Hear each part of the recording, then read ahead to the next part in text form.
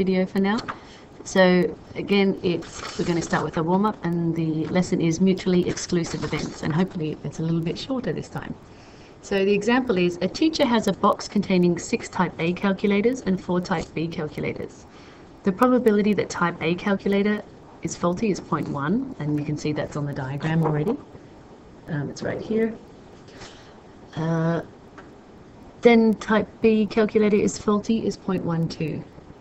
So let's see, is that on the diagram already? Let's scroll down. Oh, nope, it's not in there. So maybe we need to put that one on. 0.12 needs to go down there. Complete the tree diagram below showing all the probabilities. So that's a good example where you can't assume that what they've written in the question is actually already on the diagram, because in that case they hadn't already filled in the 0.12. Okay, so now we can work out the other probabilities by just realizing that these two must add up to 1. So this one must be 0.9, because 0.9 plus 0.1 is 1. And if it's faulty for the next one is 0.12, the one below must be 0.88. And these ones have been filled in already. So that's great. Next one is B. A calculator is selected at random from the box. Find the probability that the calculator is a faulty type A. So it's got to be type A and it's got to be faulty. So we've got to multiply these two probabilities together. So it's like saying probability, if you like faulty, actually in a way it's type A first, isn't it? Probability type A and faulty. According to the tree diagram, it's that order. So multiplying those probabilities, we looked at 0.6 times 0.1 will give you 0.06, or if you want it as a fraction, 3 out of 50. And the next question, not faulty. So as you can see above, there are 2 ways of not faulty. There's type A and not faulty, and type B and not faulty. So we've got to work out these 2 probabilities and then add them together. So type A and not faulty, you can see is 0.6 by 0.9. So if you want, you can write probability A and not faulty plus the probability of type B and not faulty. So what did I just say before? Actually, I might do that down here. So type A and not faulty was 0.6 by 0.9. So 0.6 multiplied by 0.9 plus B and not faulty. So type B, 0.4 by 0.88. So plus 0.4 times 0.88. Because remember, we multiply going across the tree diagram and we add going down. So we add not faulty to not faulty. And then we work those out.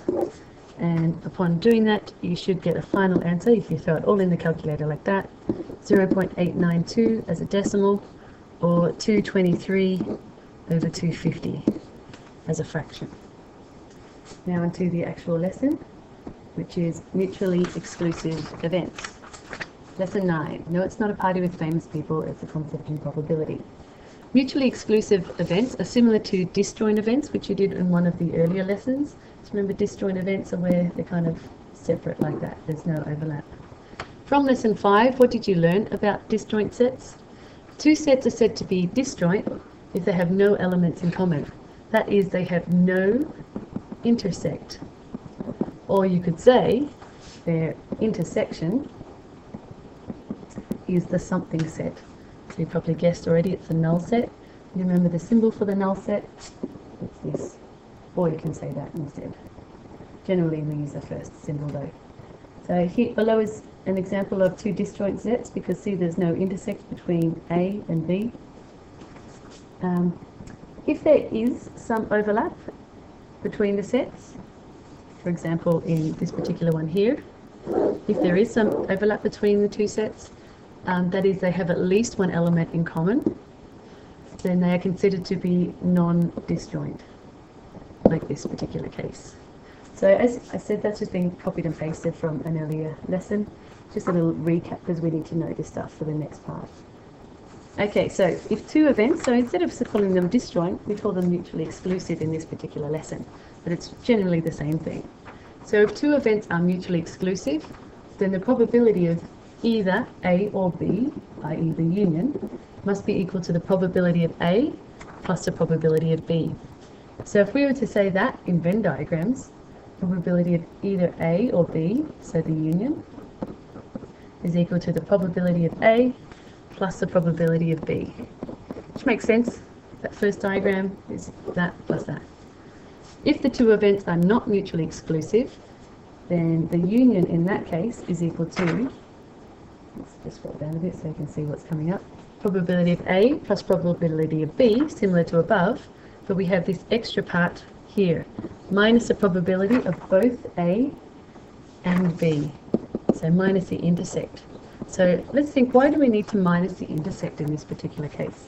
So let's colour in the union, so they're overlapping this time. So the union is equal to the probability of A, which I'll do in blue, plus the probability of B, which I'll do in green. So notice when you shaded in the blue circle and the green circle, notice you shaded the intersect twice. But in the overall diagram, you need it only only shaded once. So because you shaded the intersect twice when you did this one and this one, you've got to subtract off the intersect once. So then overall the whole thing adds up to all of that instead.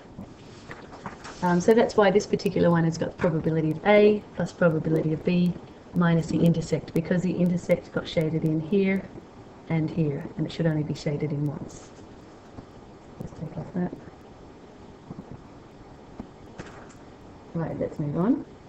And so the law, if you were to write the same law but in symbols, you've got probability of A union B equals probability of A plus probability of B minus probability of A intersect B. So minus the intersect. Let's do a little example of that. So if the probability of A is 0.6, the probability of the union is 0.7, and the intersect probability is 0.3, find the probability of B. So in here we can fill in 0.3 probability in that particular one. And we do know that the probability of A is 0.6, so you could probably work out that this is 0.3, because probability of A is that plus that. So 0.3. So that's one that you can fill in. And you know that the union is 0.7, so the three probabilities must add up to 0.7. And you've got 0.3 here, and you've got 0.3 in the middle, so this one must be 0.1. So now what we're expected to do is work out the probability of B, and you can see already the red probability plus the purple one adds up to 0.4. So we've got the answer already, but let's try to explain it using the law above here. So I'm going to write that law again. Probability of A union B, this is when we've got overlapping, non-mutually exclusive sets, or non-disjoint sets, is equal to the probability of A plus the probability of B. We've got to minus the intersect, A intersect B, because it got counted twice. So let's fill in the numbers we know. We know the union is 0.7. We know that A is 0.6, probability of A is 0.6. We don't know what probability of B is at this point. We're assuming that we don't, even though I just worked it out from the Venn diagram, minus the intersect, which is 0.3. But we can now solve using the formula. 0.7 equals 0.6. Let's see, sorry, no, we know those ones already, sorry. 0.6 minus 0.3 is 0.3 plus the probability of B. So, probability of B equals, let's see, just 1 second. Yep, so we've got probability of B, so we're just rearranging the formula, equals 0.7 minus a 0.3. So then the probability of B is equal to 0.4.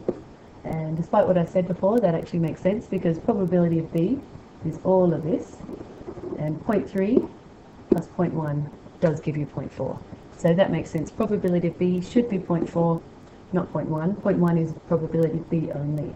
So B in total is 0.3 plus 0.1. So both the diagram and the equation can be used to work that out, and so on. So now we've got on the next page, we have a box of chocolates contains 6 chocolates with hard centers, H, and 12 chocolates with soft centers, S. First of all, are the events H and S mutually exclusive? So at this point, they just want you to think of it in terms of the real world. So chocolates, can they have both hard and soft centers? I don't know if you can think of any, but I would say no. So therefore, if they are mutually exclusive, that means there's no intersect. It's not possible to have a chocolate that's both got a hard and a soft center. So yes, they are mutually exclusive. So yes, as it's not possible, unless you can think of any examples, but we'll assume not, for a chocolate to have both hard and soft centers.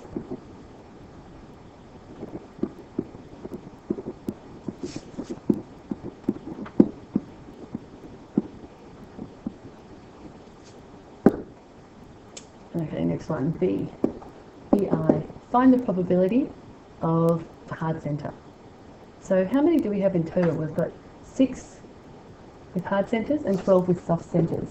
So total, and there's no overlap, equals 6 plus 12 equals 18. So probability of hard center would just be 6 out of 18. And remember to simplify, divide the top and bottom by 6, you get 1/3. So II. Probability of soft center, very easy as well. We know there's 12 with soft centers. 12 out of 18 simplifies to 2/3. Next one, probability of the intersect. I. Probability of hard and soft centered. We just discussed that before. Because the events are mutually exclusive, i.e. they're like this. So we've got hard, soft centers. So mutually exclusive, is there any overlap? No, there's not, because we discussed already that you can't have one with both. So we can say it's equal to the null set. So we can say no intersect, as events are mutually exclusive.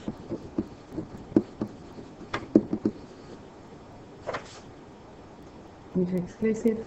And last question is probability of the union. So if you can see probability of the union, when they're mutually exclusive, you just do the probability of hard center plus the probability of soft center. There's no intersect, so we don't need to subtract off any intersect. So it's going to be easy. So for probability of hard center union soft center will just be probability of a hard center plus a probability of a soft center. So hard center, let's see, we've got 6 out of 18, plus soft center, 12 out of 18, gives you 18 out of 18, which simplifies to 1. So we're assuming in this case that there's no chocolates that are neither hard centers or soft centers as well. Okay, and that is the end of the lesson.